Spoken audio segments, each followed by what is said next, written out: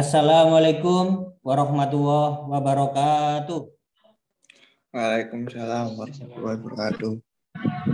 Selamat pagi semuanya. Semoga kita semua beserta keluarga, teman-teman, tetangga-tetangga, masyarakat seluruh warga negara Indonesia maupun dunia diberikan kesehatan, dihindarkan dari penyakit apapun, bencana apapun, serta dimudahkan dalam segala urusan termasuk belajar.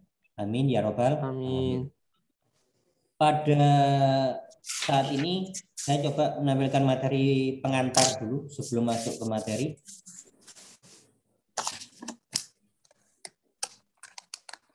Apakah di layar sudah muncul?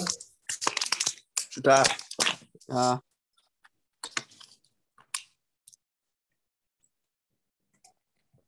Jadi kalau kelas 12 sudah tahu gitu ya, yayasan kita di Surabaya ada, sekolahnya di Sidoarjo ada. Ini wis hafal ya. Ini kurikulum yang kita gunakan untuk kelas 12 ini yaitu tetap kurikulum revisi 2013 revisi tahun 2020. Karena masih pada masa darurat. Proses belajar mengajar pada masa darurat pandemi COVID-19 ini khusus dengan saya, mungkin dengan guru yang lain beda lagi. Yang pertama, pembelajaran daring menggunakan Zoom Meeting. Saya sudah beli akun Zoom Meeting yang pro sehingga bisa unlimited, tidak putus 40 atau 45 menit, bisa 24 jam, tapi nggak mungkin ya, kasihan. Kalau bermasalah Zoom Meeting, baru saya pakai Google Meet. Hanya saja ada beberapa menurut saya kelemahan di Google Meet. Guru harus klik admit ya. Kalau guru belum klik admit, berarti kalian tidak bisa bergabung itu. Ketika sudah menampilkan materi, ngajar, nggak lihat admit, ada yang belum bisa masuk, Bu, saya belum di admit, Bu, saya belum disetujui, seperti itu. Kemudian tampilan layar, materinya juga tidak terlalu besar, berbeda dengan Zoom bisa full screen kayak gitu. Dan juga kalau rekaman saya sudah nyoba dengan 12 MIBAS, dengan 12 MIBAS, rekaman videonya itu ukurannya 2 kali lipat dari ukuran video rekaman Zoom. Wow, lama jadinya upload. Yang kedua, pembelajaran tatap muka PTM terbatas, satu kelas dibagi menjadi 2 ruangan, nantinya jika telah disetujui oleh pemerintah daerah dan tim Satgas COVID. Karena sampai sekarang sepertinya zona Jawa Timur ini masih merah kayak gitu ya. Minggu yang lalu saya lihat hanya 3 kabupaten di Jawa Timur yang orange, lainnya merah. 3 itu adalah Sumeneb, Pamekasan, Sampang. Sedangkan Bangkalan sama Jawa Timurnya itu merah semuanya. Jadi nanti nunggu keputusan tim. Nanti diinformasikan. Kemudian yang ketiga, WhatsApp sebagai sarana komunikasi siswa dengan guru. Jadi ketika memberikan link, kemudian misalkan tanya jawab soal yang habis waktunya di jam pelajarannya boleh melalui Japri. Jangan di grup ya, jangan di grup nanti guru-guru yang lain nanti ini terlalu banyak kiriman-kiriman dan lain sebagainya. Japri aja kalau soal-soal. Yang keempat, channel YouTube sebagai sarana penyimpanan video penyampaian materi. Jadi seperti ini, saat ini sedang proses rekaman. Nanti setelah selesai pembelajaran tersimpan, nunggu downloadan itu, kemudian baru saya upload di YouTube. Channel YouTube saya ganti, tidak seperti yang dulu. Kalau yang dulu itu sudah ada materi-materi yang sudah sampaikan dengan kelas-kelas yang lalu. Kalau sekarang nanti kok babnya sama kayak gitu. Kemudian Kuiper sampai sekarang untuk akun kelas 11 dan 12 sepertinya belum bisa. Ya, belum diberikan ya akunnya ya. Akun Kuiper. Halo. Belum, Pak. Karena yang waktu yang lalu kalian kan diminta setelah diberikan mengganti nama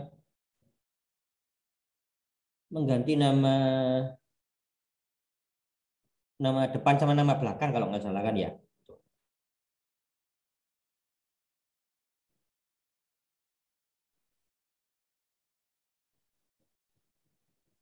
Jadi nanti kalau sudah baru melalui di situ.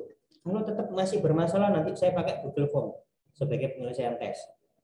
Soal pilihan ganda maupun uraian yang nanti kalian hanya jawab hasil akhirnya. jawabannya 5, kalian tekan tombol 5 seperti itu di kotak yang disediakan. Ini dua bab untuk matematika wajib, jarak pada geometri ruangan atau jarak pada bangun ruang gitu ya. Jarak titik ke titik, titik ke garis, titik ke bidang, garis ke garis, garis ke bidang, jarak bidang ke bidang seperti itu. Tapi biasanya saya tambahkan besar sudut. Biasanya saya bisa tambahi besar sudut pada geometri ruang. Walaupun secara kurikulum yang diajarkan hanya jarak. Tapi kadang-kadang SBMPTN atau tes-tes yang lain itu muncul besar sudut. Jadi supaya juga bisa. Yang kedua, bab statistika. Nanti pendalaman lagi min, median, modus, kuartil, desil, persentil, dan lain sebagainya. Lebih lengkap daripada yang kalian terima di SD dan SMP. Mungkin setahu saya juga ada beberapa kekeliruan dari guru SD ataupun SMP tentang kuartil, desil, kayak gitu. Sehingga perlu kami luruskan nantinya. Kalau sistem penilaian, hati-hati, KKM kalian nanti 80, ulangi, KKN kalian adalah 80, sedangkan waktu kelas 11 yang lalu masih 78. KKN kelas 12 ini 80. Nilai A baru nanti setelah mulai nilai 94 sampai 100. Jadi kalau 93 belum, 93 masih B. 86 juga masih C. 87 sampai 93 itu baru B, 94 sampai 100 itu sudah A.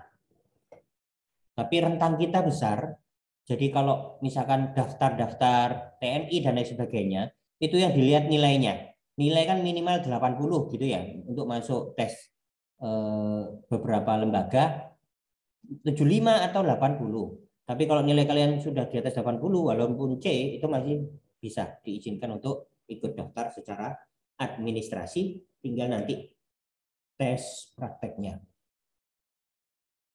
Itu untuk yang pertama. Berikutnya saya share screen materi.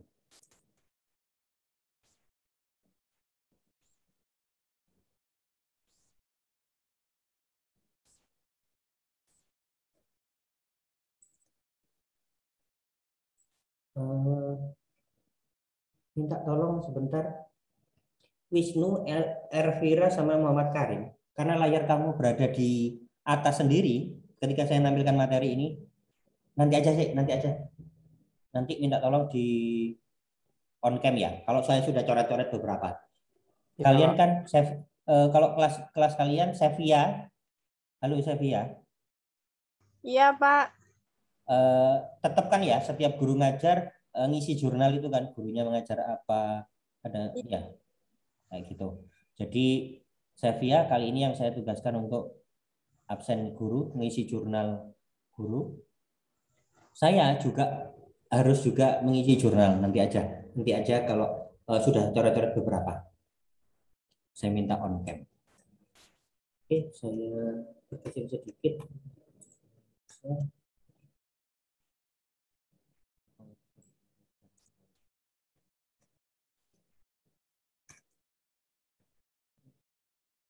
Oke, baik, materi yang pertama, bab pertama, geometri ruang.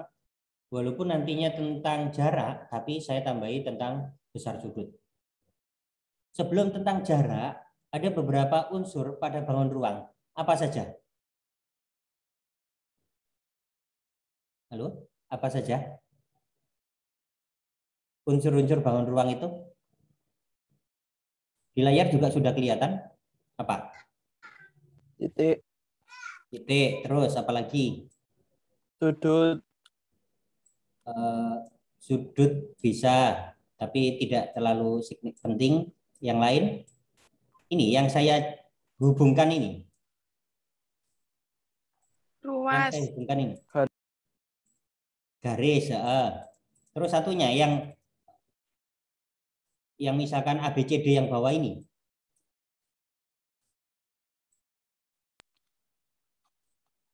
Apa? Istilahnya apa ini? ABCD ini.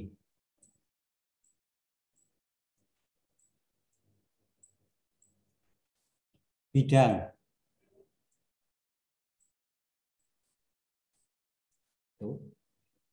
Jadi ada titik A, B, C, D, E, F, G, H. Itu semuanya titik. Jadi unsur terkecil, ya, unsur terkecil dari geometri adalah titik. Sama halnya dengan makhluk hidup. Unsur terkecil adalah sel, ya. Ya, kalau di biologi seperti itu. Titik adalah suatu unsur pada Ya, Pak. geometri yang memiliki kedudukan. Dia punya kedudukan di mana? Di sini, di atas, atau di bawah, atau di samping, kayak gitu. Itu kedudukan. Namun tidak mempunyai ukuran atau jarak. Kalau titik tul gitu aja kan ya. Titik disimbolkan dengan tanda nokta. Jadi tanda nokta itu tul gitu aja. Diberi huruf kapital. Contoh titik ki berikut. Jadi titik diberi titik, dilingkari agak besar dikit. Kemudian hurufnya apa? Titik. Berarti kalau ini berarti titik ki. Selalu harus huruf besar. Ya. Titiknya di mana? Di sini atau di kiri atau di kanan, atas atau bawah. Jadi dia mempunyai kedudukan, mempunyai tempat di mana. Tetapi tidak mempunyai ukuran atau jarak. Jaraknya titik berapa? Tidak bisa. Kalau jarak titik ke titik baru bisa nanti. Tapi jarak suatu titik tidak punya jarak dia, karena hanya tul gitu. Boleh dikatakan gini, titik adalah lingkaran yang berjari-jari nol kayak gitu. Titik adalah gambar lingkaran yang berjari-jari nol. Sedangkan kalau garis dan ruas garis itu ada perbedaan. Kalau garis merupakan himpunan titik-titik, dihubungkan secara lurus dan sejajar, serta memiliki ukuran panjang atau disebut jarak nantinya tak terhingga, namun tidak memiliki ukuran lebar. Ya, dia hanya seret kayak gitu aja. Sehingga garis disebut dimensi 1. Kalau berdimensi 1 harusnya punya panjang. Kalau nanti berdimensi 2 berarti punya panjang dan lebar. Nama garis dapat disimbolkan dengan memakai huruf kecil seperti ini, garis G gitu ya, huruf kecil, atau dengan menuliskan nama dua titik yang dilalui. Contoh garis G dan garis AB berikut. Jadi ini garis G gitu aja boleh. Tapi kalau ada titik yang dilalui, berarti ini garis AB. Sedangkan kalau dituliskan secara singkat, tidak nulis garis atau ruas garis gitu nanti ya. Gini, kalau garis G dapat disimbolkan G, tapi atasnya diberi tanda panah, seret, terus panah kiri kanan. Artinya garis itu masih boleh diperpanjang. Saya sebutkan tadi di sini jarak panjang atau jaraknya tak berhingga. Ya. Jadi bisa ditembuskan ke bumi, kalau kiri, kalau ke atas bisa tembus langit ketujuh gitu ya. Itu kalau perumpamaannya. Jadi garis itu boleh diperpanjang gitu ya, boleh diperpanjang. Nah ini nulisnya pakai mouse sehingga menceng. Gitu juga dengan garis AB. Karena A dan B itu bukan titik yang terakhir, ini bukan titik pangkal, ini bukan titik ujung, maka masih ada garis yang bisa diperpanjang lagi. Maka simbolnya AB, atasnya ada garis red, kemudian pojok kiri kanannya juga ada simbol panah, seperti yang G ini tadi. Itu kalau garis. Sedangkan kalau ruas garis, di layar muncul ya yang saya tampilkan ini. Muncul. Oke. Sedangkan kalau ruas garis merupakan himpunan titik-titik yang dihubungkan secara lurus dan sejajar, masih sama, serta memiliki ukuran panjang yang dapat ditentukan. Jadi ini sudah tertentu, tidak boleh diperpanjang, namun tidak memiliki ukuran lebar, sama dengan garis. Ruas garis termasuk dimensi 1 juga, ya, karena hanya punya panjang, tidak ada lebar. Nama ruas garis disimbolkan dengan menuliskan nama titik dari titik pangkal dan titik ujung. Jadi ini tidak boleh diperpanjang lagi. Kalau garis kan masih boleh diperpanjang. Itu. Sedangkan kalau ruas garis tidak boleh diperpanjang lagi. Stop sampai P dan Q. Ya. Stop sampai P dan Q. Di sini P, di situ Q. tidak boleh diperpanjang lagi. Itu ruas garis. Sedangkan ruas garis dapat disimbolkan PG atasnya seret tapi tidak usah panah. Perbedaannya garis, kalau garis kan ada atasnya panah kiri kanan. Sedangkan kalau ruas garis tidak ada panahnya kiri kanan. Karena dia stop di situ.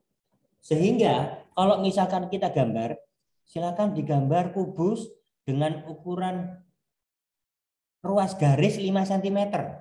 Kalau sudah dibatasi 5 cm, berarti artinya dia bukan garis, melainkan yang lebih tepat adalah ruas garis. Gitu ya. Jadi ulangi, kalau diminta menggambar-gambarlah kubus dengan ukuran panjang sisinya adalah 5 cm, berarti bilangnya bukan garis AB, tapi bilangnya ruas garis AB. Kalau kubus berarti ruas garis AB panjangnya sama dengan ruas garis BC, sama dengan panjang ruas garis CG, dan semuanya. Kalau kubus panjang semua sisinya kan sama.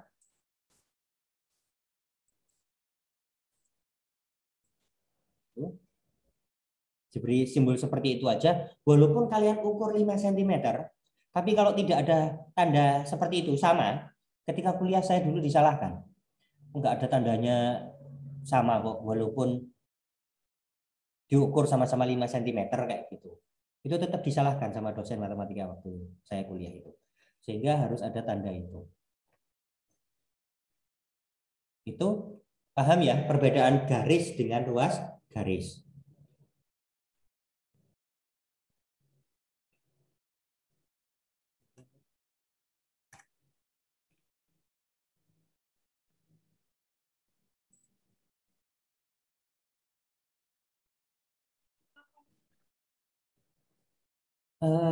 Minta tolong diaktifkan dulu kameranya dulu sementara. Sevia, Wisnu, Karim terutama karena muncul yang di depan. Sevia, Wisnu.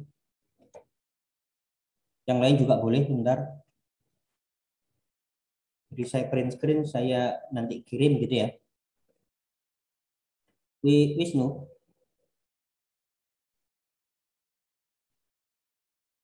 Nah, oke. Saya ingin Sevia. Udah, bentar. Saya print screen. Saya print preview di Photoshop.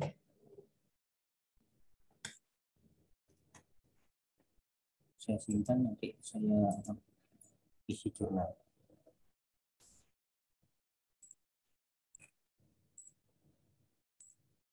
Ini di layar kalian muncul. Saya ngedit Photoshop ini. Nyimpan Photoshop.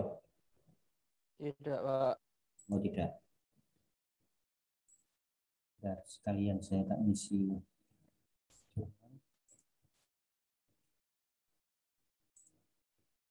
Kirim foto itu tadi.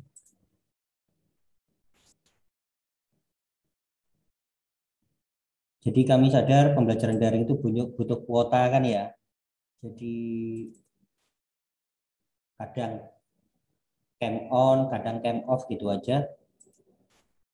Juga nanti kamera on tapi sinyal jelek kan jadinya berpengaruh juga. Sebaiknya juga tidak selalu kamera on, kecuali kalau gurunya minta tatap muka tidak presentasi coret-coret gitu kan ya.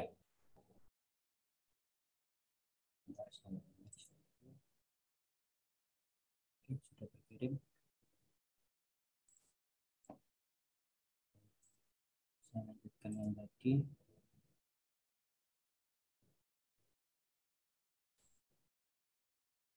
Muncul lagi. Silakan kameranya kalau mau off lagi. Yang penting perhatikan ya. Saya ajak tanya jawab. Kalau saya ajak tanya jawab, minta tolong mic-nya dibunyikan, dijawab. Jangan Iya, Pak. ditinggal tidur. Kemudian kalau bidang,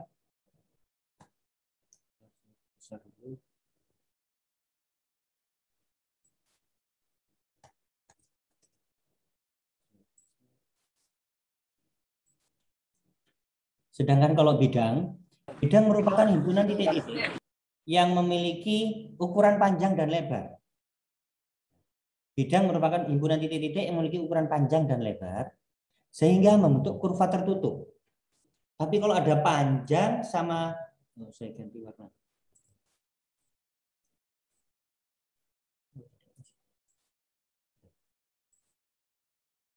Kalau hanya ada panjang, kemudian lebar, tidak ada bunyi-bunyi membentuk kurva tertutup, ini kan panjang sama lebar kayak gitu. Berarti ini belum dikatakan bidang. Jadi harus tertutup. Ya, ini belum. Ini masih panjang. Ini masih lebar. Apakah ini termasuk bidang? Apakah ini termasuk bidang? Halo, apakah ini termasuk bidang? Enggak. Dia membentuk kurva tertutup apa enggak? Iya. Tertutup gitu ya. Jadi walaupun Pak panjang lebarnya mana? Ya, jadi ada benda-benda di sekitar kita yang kalau dihitung panjang sama lebarnya itu kesulitan. Yang mana yang panjang, mana yang lebar gitu ya. Sama dengan lingkaran gitu ya. Jadi di sini bukan berbunyi lagi panjang lebar tapi keliling nanti. Kelilingnya kurva ini berapa kayak gitu. Ini termasuk bidang karena dia membentuk kurva tertutup.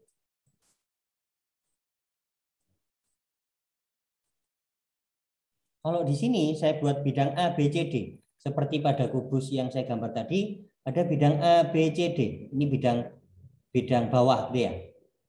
Bidang alas istilahnya kayak gitu. Jadi hati-hati menyebut ruas garis dengan garis.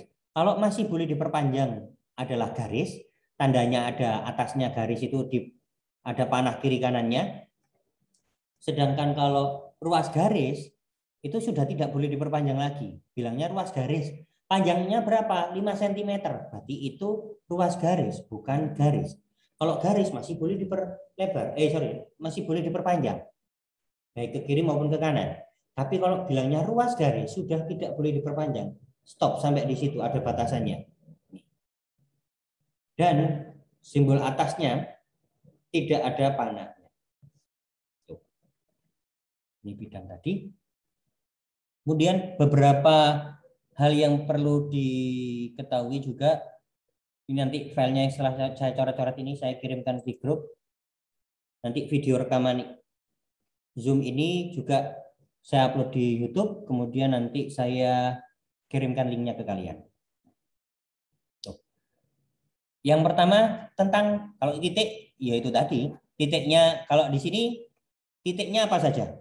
A, B, C, D, E, F, G, H kan ya? Yaitu namanya titik.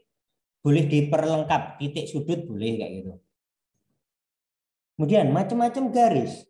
Kenapa di sini disebut garis? Karena untuk pengoperasionalannya kadang-kadang butuh garis bantu. Jadi diperpanjang. Garis frontal. Front itu kan di depan atau kelihatan. Yaitu garis yang terletak pada bidang yang digambarkan sebenarnya. Seperti ini, ruas garis AB. Ya. AB.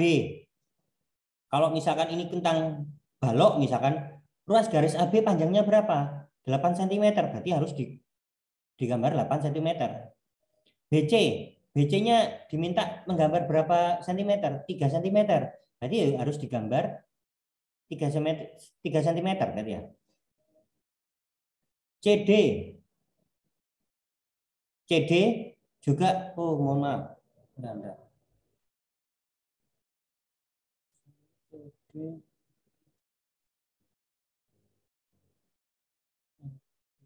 Mohon maaf, sebentar. Saya ada yang kesana. Sorry, AD itu tidak. Ini makanya kok aneh.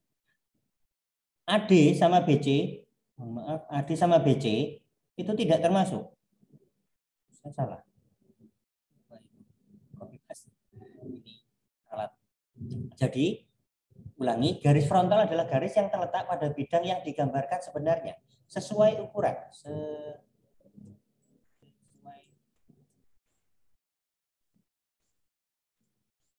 Ukuran.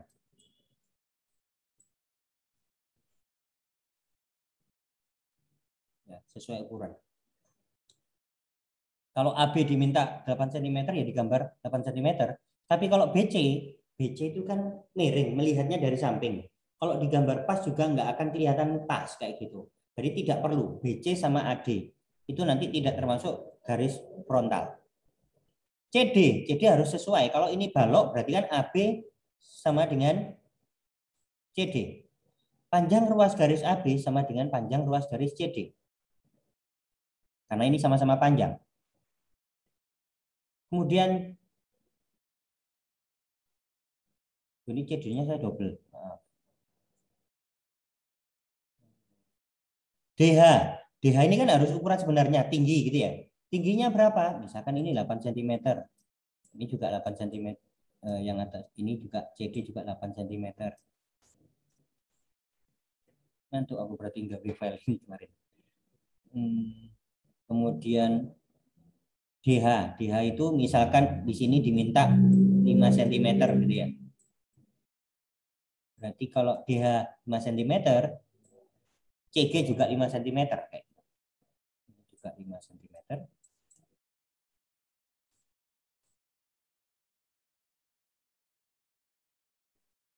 Jadi cara gampangannya lihatnya gini. Yang digambar sebenarnya yang mana? Kalau saya arsir gitu ya.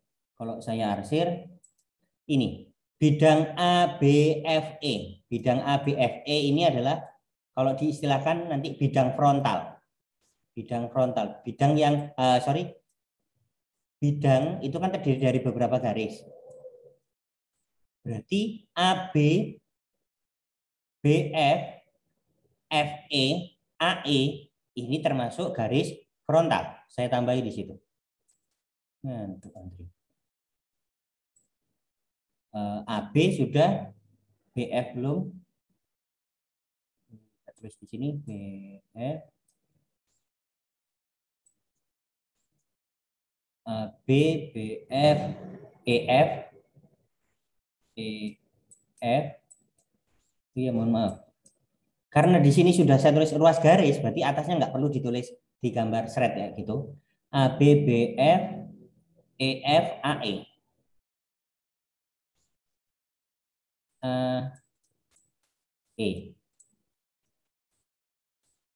Itu. Sedangkan yang ini dari yang depan ya, dari yang depan bidang depan. Kemudian kalau saya ganti warna bidang yang belakang, jadi bidang yang digambarkan pada ukuran sebenarnya. Kalau di sini karena tentang garis, berarti ukuran garisnya, ruas garisnya sesuai yang diminta. Digambar sesuai ukuran yang diminta.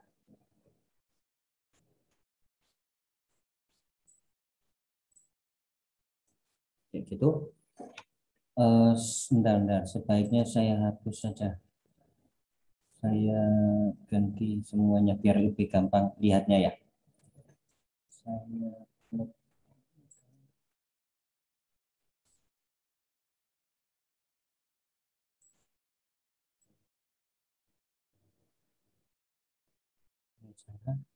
mohon maaf. Jadi saya tulis sesuai warnanya. Hijau. Jadi AB. A. B. Karena ruas garis berarti saya beri tanda seret atasnya. AB, BF. Biasanya dari huruf yang kecil dulu. Jadi baru F. EF. EF. Kemudian AE. AE. Itu yang menggunakan bidang frontal, bidang depan ya. Tapi di sini tentang ruas garisnya. Ini mungkin juga lebih tepat. Saya dulu buatnya masih garis, saya tambahi ruas saja nih. Ruas garis frontal. Kemudian dari yang warna biru atau menggunakan bidang yang belakang, berarti CD. Ruas garis CD. Kemudian DH. DH. DH.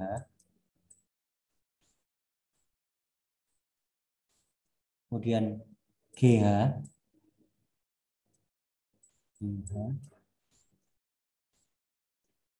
Kemudian CG.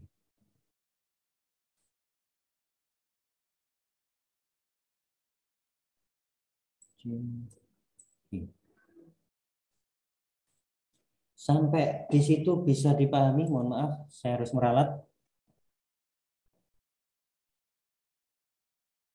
Sampai di sini bisa dipahami? Halo?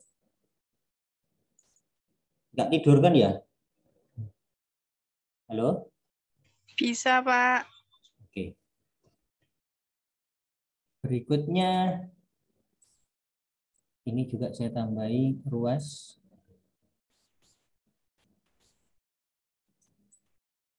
Ruas garis ortogonal adalah garis yang tidak terletak pada bidang yang digambarkan sebenarnya. Misalkan di samping ini, samping kiri, kanan, atas, dan bawah.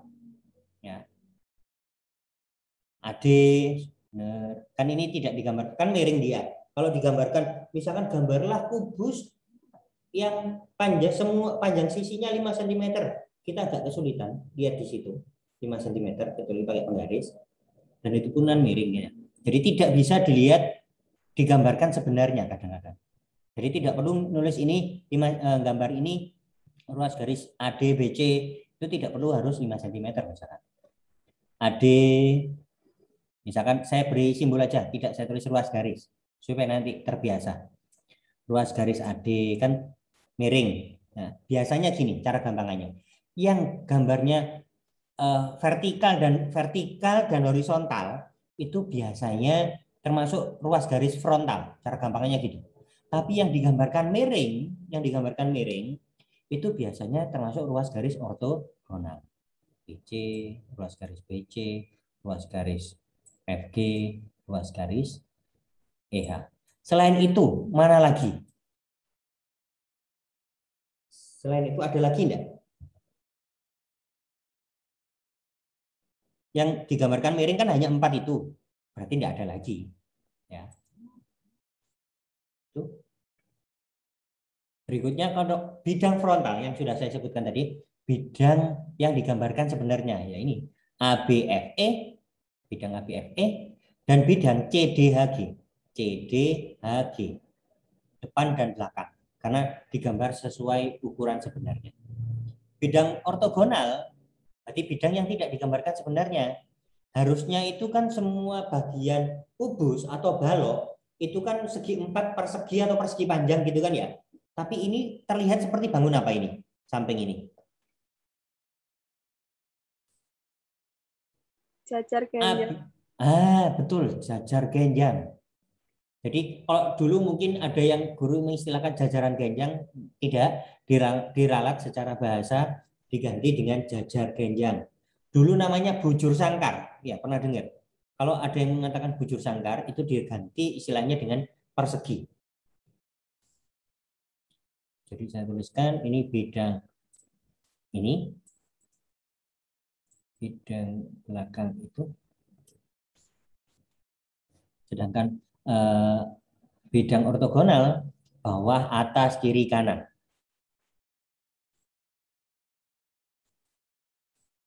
Ini atas, maaf, ini BC itu dulu. BCGF dulu. EFGH ADHE.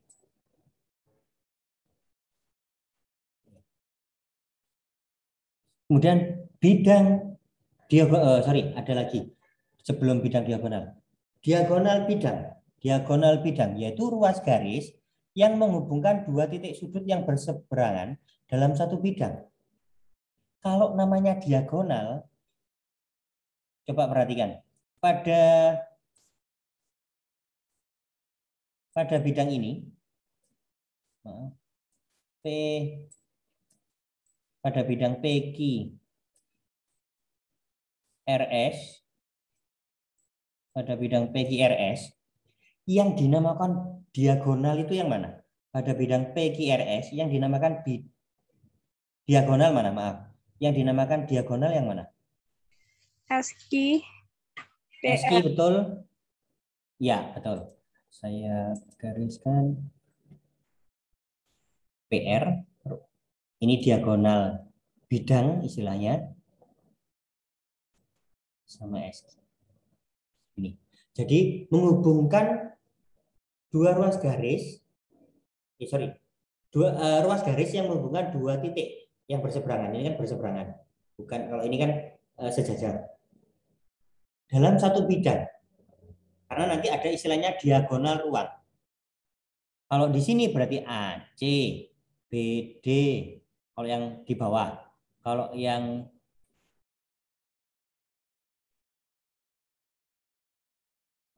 ini ada AC, BD sudah, kemudian BG. BG yang samping ini, BG. Kemudian CF. Kemudian AH, AH. Kemudian DE. AF. Yang depan, bidang depan. AF. BE. CH yang bidang belakang. CH. DG. Kemudian EG. EG yang bidang atas, EG sama FH. Itu kalau diagonal bidang berarti menghubungkan dua titik sudut yang berseberangan dalam satu bidang yang sama. Berikutnya yang F, kalau diagonal ruang menghubungkan titik tapi beda bidang. Yang paling kelihatan adalah AG. Ya. AG, BH, CE, DF itu. Ya, saya perkecil layar dulu sebentar.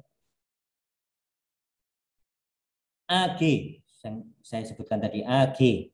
Kemudian DF, itu kan beda. A itu berada di bidang alas, di bidang bawah, sedangkan G di bidang tutup. Berarti kan beda bidang. Berarti diagonalnya dinamakan diagonal ruang. AG. Kemudian DF, BH. Kemudian DF-nya sorry, saya kok ada dua. Satunya apa ini? AG, BH, DF, CE biru. CE. Ini termasuk ruas garis. Ya.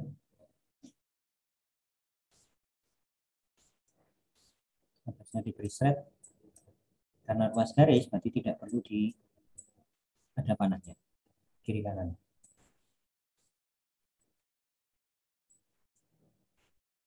Banyak yang salah saya ngantuk.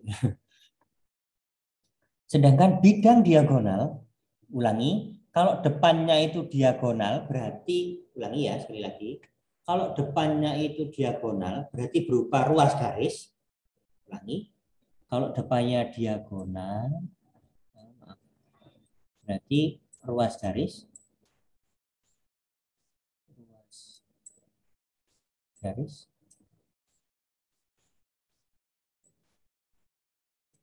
Sedangkan depannya kalau bidang, ya, berarti berupa bidang.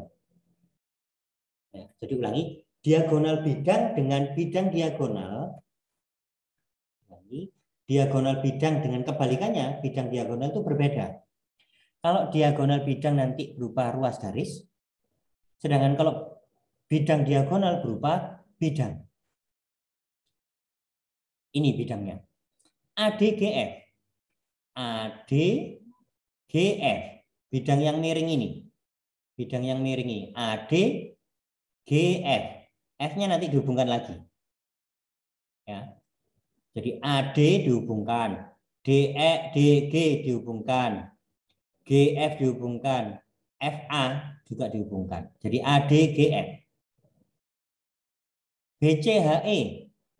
Jadi tadi yang miring gini ya bidangnya, berupa bidang.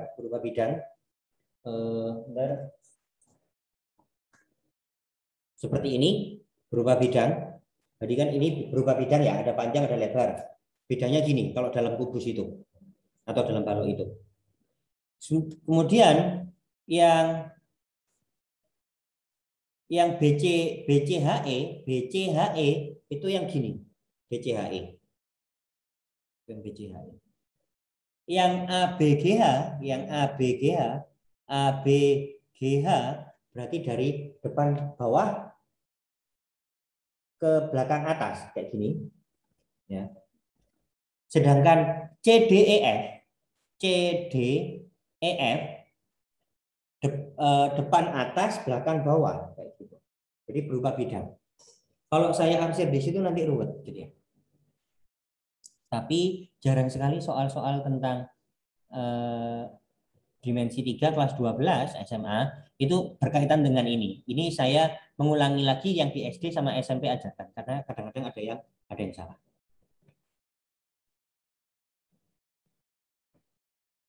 Sampai di situ bisa dipahami? Mungkin nanti ada punya adik yang SMP hanya jadi bisa. Kemudian ada satu lagi sudut surut, yaitu sudut antara garis frontal yang digambar sebenarnya mendatar dengan garis ortogonal. Ini. Sudut ini, sudut B itu harusnya berapa derajat? Sudut B itu harusnya berapa derajat? Sudut sudut FBC itu harusnya berapa derajat? 90. Akbar. Harusnya kan 90 derajat. Tapi di sini kan tidak digambarkan 90 derajat. Karena nggak bisa. Kalau semuanya digambar persegi atau persegi panjang, nggak kelihatan gambarnya. Kayak gitu. Untuk terutama yang bidang belakang sama garis kiri kanan itu tidak kelihatan. Kalau semuanya digambar persegi panjang dan 90 derajat sudutnya. Jadi itu yang disebut sudut surut. Sudut yang tidak digambarkan sebenarnya. Cara gampangnya gitu. Yaitu sudut BAD, sudut BAD ini kan harusnya 90 derajat, tapi tidak digambarkan 90 derajat. Kalau digambarkan 90 derajat, nanti titik D itu nggak kelihatan. Karena nanti kena garis AE ini. ABC kan terlihat seperti lebih dari 90 derajat kan ya. BCD juga ini kan harusnya 90 derajat. ADC, EFG itu kan lebih dari 90 derajat, harusnya 90 derajat. FEH kan harusnya 90 derajat, tapi ini tidak sampai. FGH ini kan harusnya 90 derajat, ini nggak sampai juga. Kemudian EHG ini kan lebih dari 90 derajat gitu ya. Itu pengantar dasar tentang bangun ruang atau geometri ruang. Ada titik, ada garis dan luas garis, kemudian ada bidang dan beberapa unsur yang tadi saya sebutkan ya. Garis-garis, bidang tertentu, garis dan bidang tertentu. Berikutnya, materi utama kita adalah yang jarak ini. Materi utama kita yang tentang jarak. Jarak pada bangun ruang. Karena kalian belum dapat buku, besok baru ambil buku, berarti file saya ini aja dulu. Jarak pada bangun ruang. Contoh, di sini ada balok dengan ukuran panjang 8 cm, lebar 6 cm, dan tingginya 7 cm. Yang ditanyakan adalah tentukan jarak titik G, ya. Jarak titik G ke ruas garis BD. Sebelum ke situ dulu. Ini jarak titik ke ruas garis sudah ya. Coba jarak titik ke titik dulu. Kalau dari sini, dari bangun ini ya. Jarak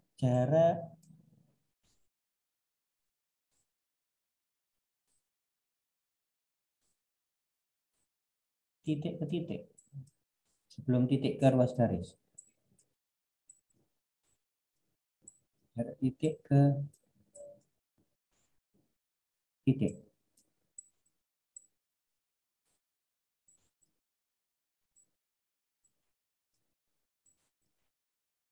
Tuh. Misalkan jarak titik A ke B berapa? Dari gambar itu, jarak titik A ke B berapa? 8. 8. Jarak titik A ke C. A ke C itu termasuk diagonal apa? Bidang, Pak. Jarak titik. Betul, diagonal bidang, Wisnu. Kalau mencari seperti itu, jarak titik A ke C, saya tulis di sini. Saya gambar. Titik ke titik, jarak titik A ke C. A ke C. Kita minta bantuan segitiga ABC. Sorry. Pada bidang ABCD itu sebenarnya bentuk bangun apa? Bangun datar apa? Bidang ABCD itu sebenarnya kalau balok berarti bangun datar apa? Persegi panjang. Persegi panjang, Safia, betul. Tapi kali ini kita pakai yang ABC saja. ABC berarti bentuknya apa? Segitiga. Segitiga. Maka saya gambar segitiga. Kita butuh bantuan titik B. Sudah diketahui di soal, jarak titik A ke B itu 8 cm. Sedangkan jarak titik B ke C itu 6 cm. Maka kalau mencari jarak titik A ke C yang ditanyakan ini sudutnya apa? Sudut B ini, sudut ABC itu berapa derajat? Sudut ABC, sudut ABC itu sebenarnya 90. sebenarnya 90 derajat, siku-siku kan ya? Berarti pada segitiga ini berlaku aturan apa untuk mencari AC?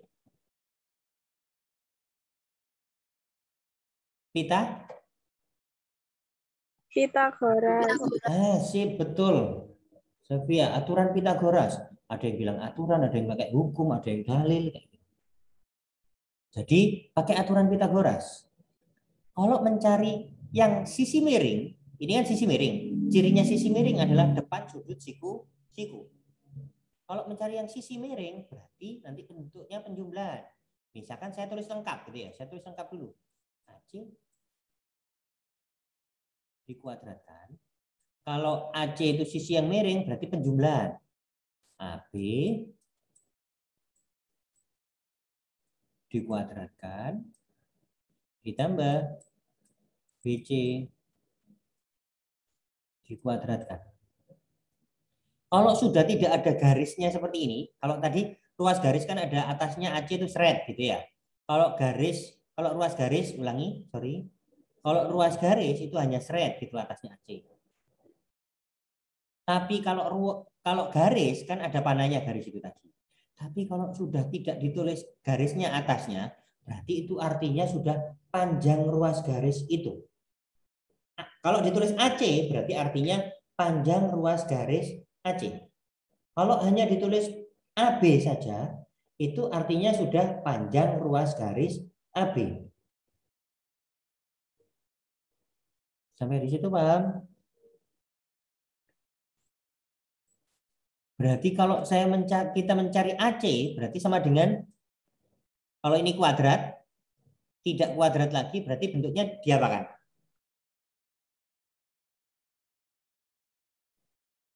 Halo? Diapakan? Ini nanti. Betul, di akar. Ervira. Kalau sudah paham nanti, ini mencari rumus cepatnya. Tapi ini kebetulan ini masih persegi ya. Kalau nanti kubus enak. Ini AB. Saya langsung ya. AB berapa? 8. 8 kuadrat. BC 6. 6 kuadrat. Itu 8 kuadrat berapa? 64, betul. 6 kuadrat? 36. Kalau di jumlah berarti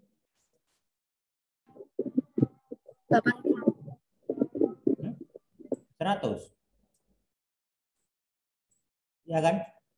64 ditambah 36, 100. Akar 100 berapa?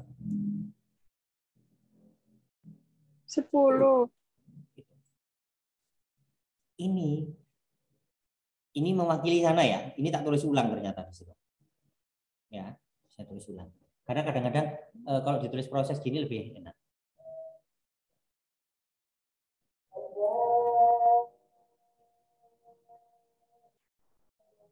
Masih ada.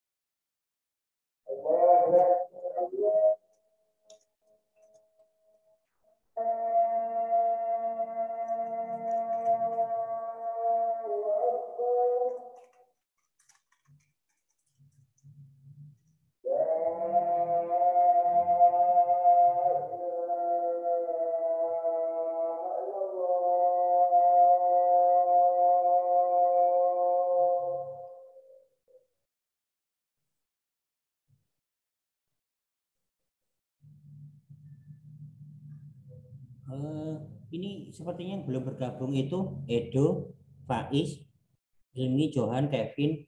Kalau Muhammad Reza izin vaksinasi, kalau Muhammad Zaki tadi bilang sinyal kurang stabil. Yang dua lagi siapa ini?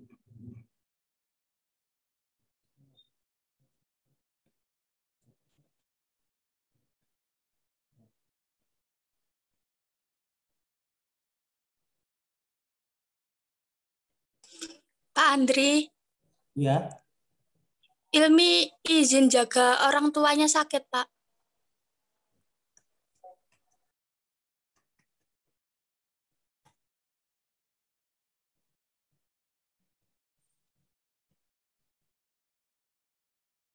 satu lagi yang belum. Kurang dua anak ini.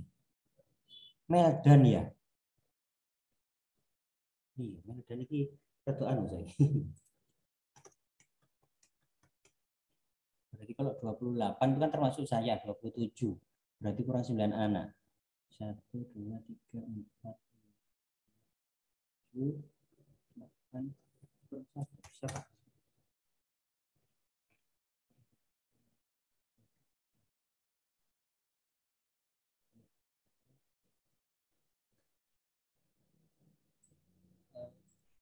Sambil koreksi bersama. Nih.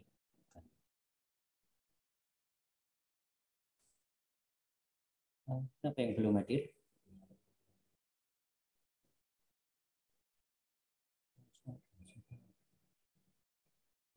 Ya, boleh.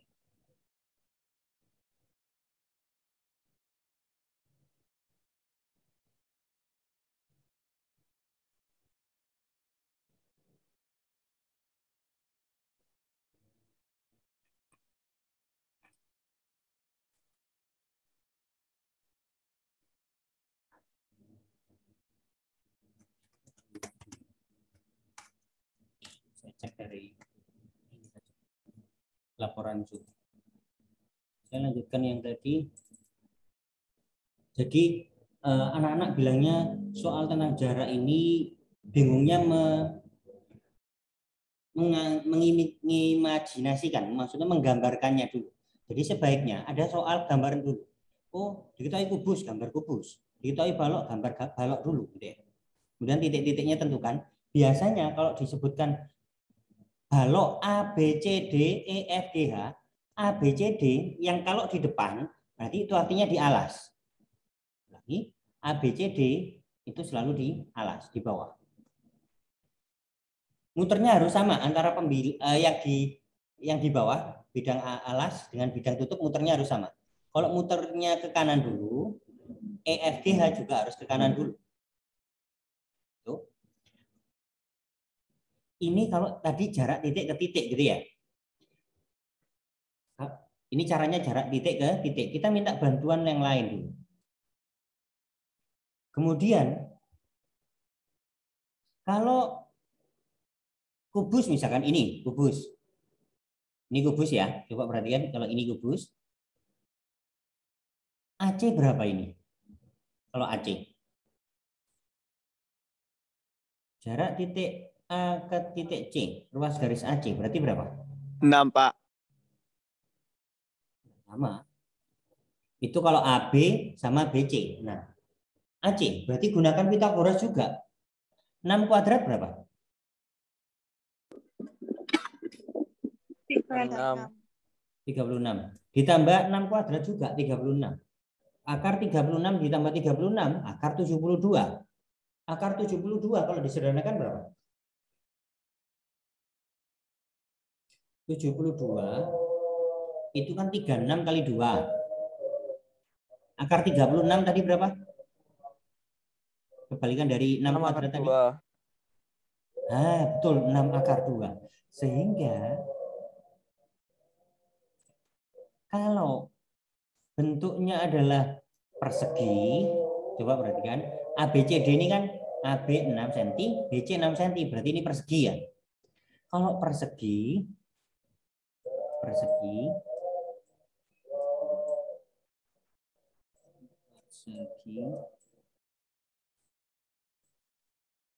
kalau diagonal bidang itu tinggal nambahi akar 2. Misalkan panjang rusuknya X gitu ya. Panjang rusuknya dari kubus itu atau persegi di sini. Berarti tinggal nambahi akar 2. Kalau diagonal bidang, AC itu kan diagonal bidang.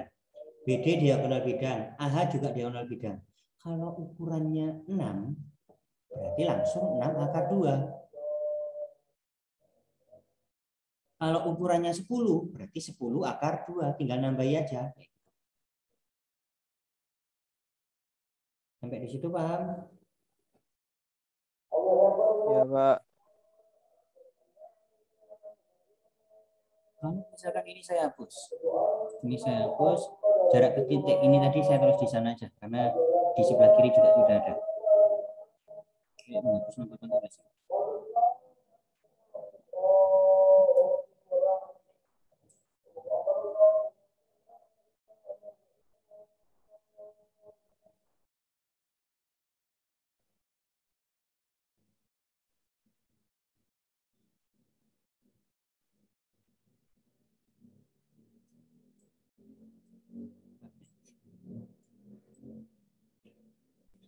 ini tadi saya anggap yang di sini adalah ini jarak titik A ke C. Jadi ini saya mencari ini, saya tulis dulu aja di situ.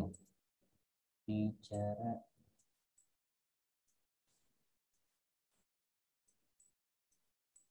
titik. Ini saya langsung waktu saya bahas. Jarak titik A ke titik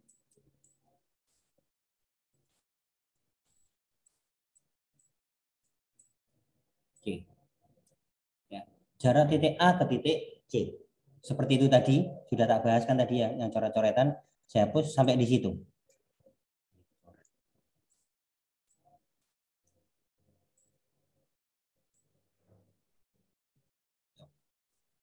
Itu jarak titik ke titik gitu ya.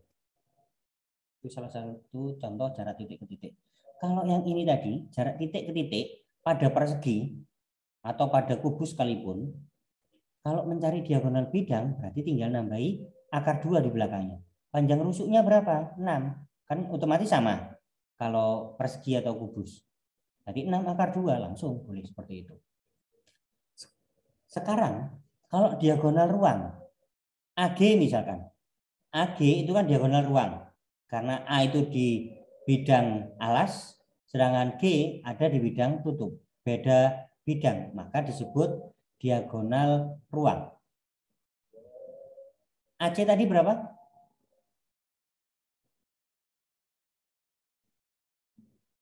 AC Nama tadi berapa? kedua. 6 akar 2. Sedangkan CG? 6. 6. Maka kalau yang ditanyakan adalah di sini ya. Ini saya buat gini aja. Kalau mencari AG,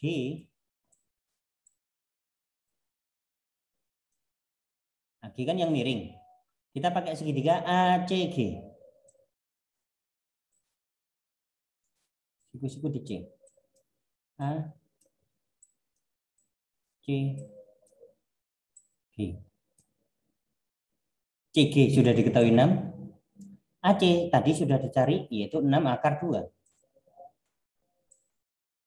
6 akar 2. Gitu ya. Nah, kalau mencari AG, gunakan Pitagoras juga.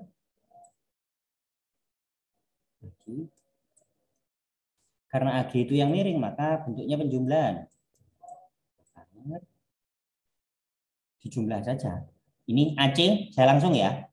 AC dikuadratkan, berarti 6 akar 2 dikuadratkan. 6 akar 2 dikuadratkan. Ditambah CG. CG itu 6. 6 kuadrat.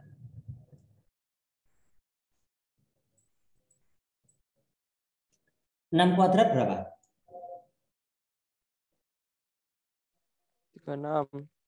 36. Akar 2 dikuadratkan? 2. 2. Berarti kan 36 dikalikan 2. Berarti 72. 2. 6 kuadrat 36.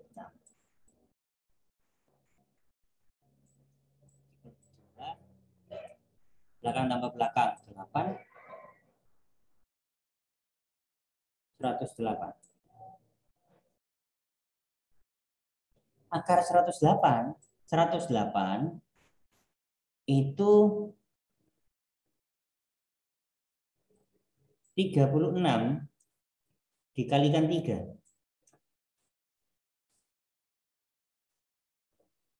Ya kan? 6 kali 3 18. Terus 8 nyemen Ya, 1, 3 kali 3 9, 9 tadi nyemen 1, 10 berarti. Kalau dijabarkan, akar 36 itu kan 6. Akar 3 biarkan. Ternyata kalau pada persegi atau pada kubus, diagonal ruangnya itu tinggal nambahi akar 3. X akar 3. Ya.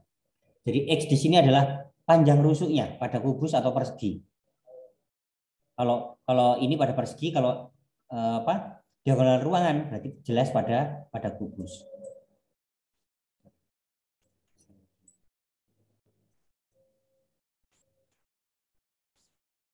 Pada kubus.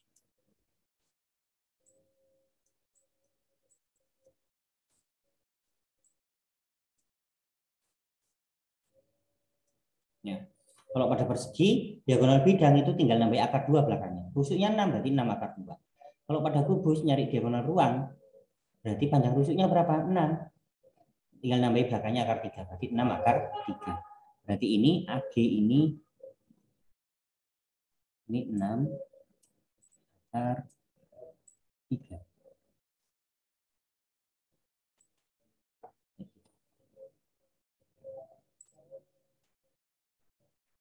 Ini masih jarak titik ke titik yang dasar ya. Ini jadi fokus ke situ aja. Tapi kalau bukan persegi, Pak, Pitagoras, enggak bisa langsung nambah akar 2 atau akar 3. Ulangi, mohon maaf, kayak saya salah itu tadi bilangnya. Kalau pada persegi ukurannya sama, berarti diagonal bidangnya X akar 2, X itu panjang rusuknya. Sedangkan kalau pada kubus, diagonal ruangnya tinggal X akar 3. X itu panjang rusuknya. Tetapi kalau pada persegi panjang, ini AB-nya 8, panjang BC itu 6. Berarti kalau mencari AC diagonal berarti pakai aturan Pitagoras. AC sudah ketemu, yang ditanyakan apa? Jarak titik G ke ruas garis BD. Ini. Jarak titik G ke ruas garis BG. Artinya kita jarak titik ke bidang itu harus mencari jarak yang terpendek dan tegak lurus. Intinya yang di situ, yang tegak lurus. Jadi jarak titik G ke BD itu adalah yang garis GP ini. Bukan GB ataupun GD. Kita cek, apakah GP itu tegak lurus BD? Ya kan ya? Kalau BD itu tegak lurus PG.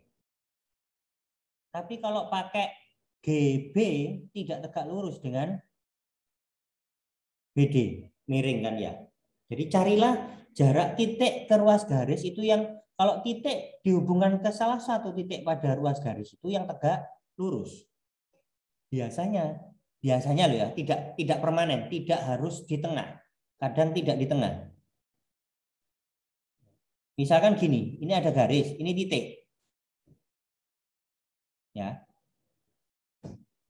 Jarak titik ini ke garis itu, jarak titik ini ke ruas garis itu, berarti kan yang ini kan ya, yang tegak lurus. Cari yang tegak lurus.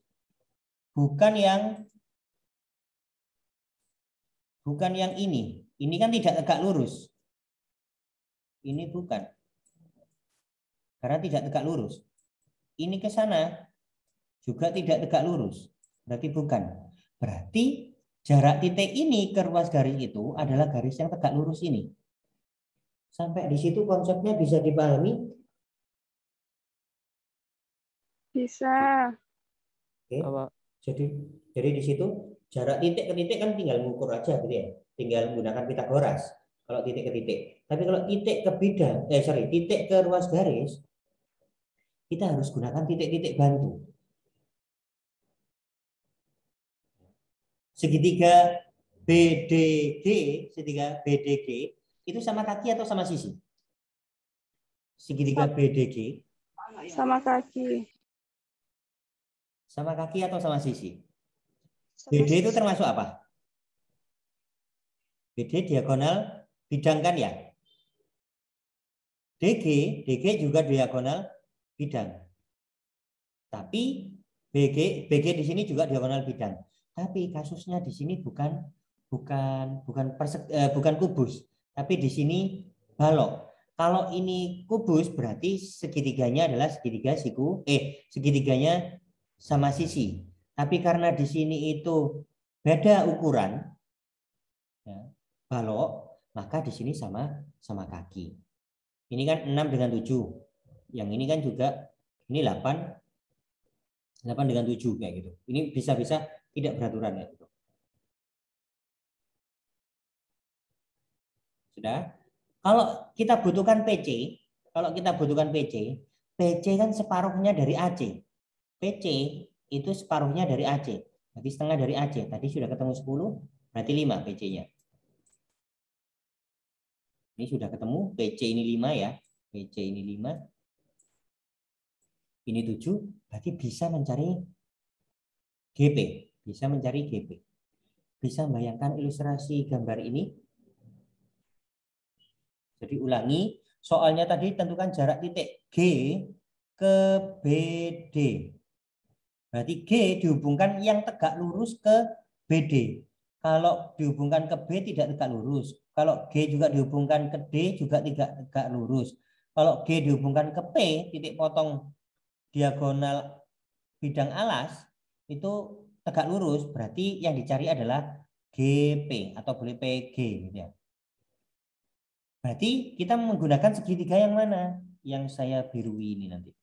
Kita menggunakan segitiga yang biru ini.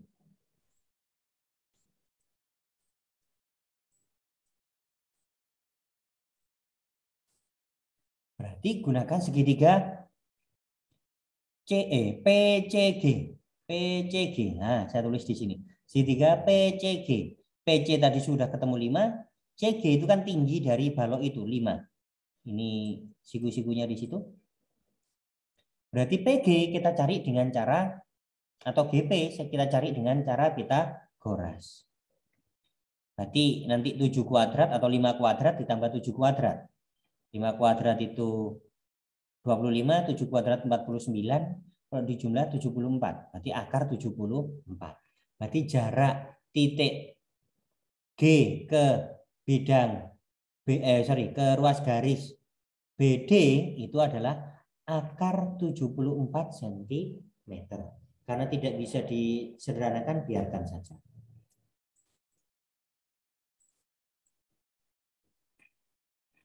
Sampai di sini sudah punya gambaran ya. Jadi konsepnya yang di sini. Jarak titik ke ruas garis, hubungkan titik itu ke ruas garis yang ditanyakan yang tegak lurus. Kalau ke sana kan tidak tegak lurus. Kalau ke sini juga tidak tegak lurus. Kalau saya tambahi lagi ke sini juga tidak tegak lurus gitu ya. Jadi cari yang tegak lurus. Itu konsepnya. Maka setelah itu gunakan segitiga yang terkait untuk mencari panjang atau jarak ini. Seperti itu tadi. Sebelum mencari PG atau GP, mencari AC. Setelah AC cari PC. Baru gunakan segitiga yang saya arsir biru ini untuk mencari GP.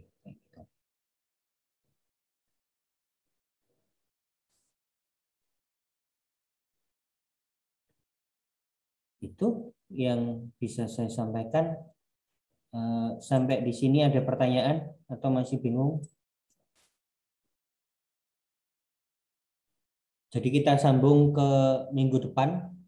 Kita ulas jarak yang lain gitu ya, jarak titik ke titik atau titik ke titik yang tidak normal gitu ya. Kalau tadi kan titiknya sudah jelas. Jarak titik ke ruas garis dan lain sebagainya. Semoga bisa dipahami. Kemudian nanti bisa diterapkan. Mohon maaf atas kesalahan beberapa penulisan.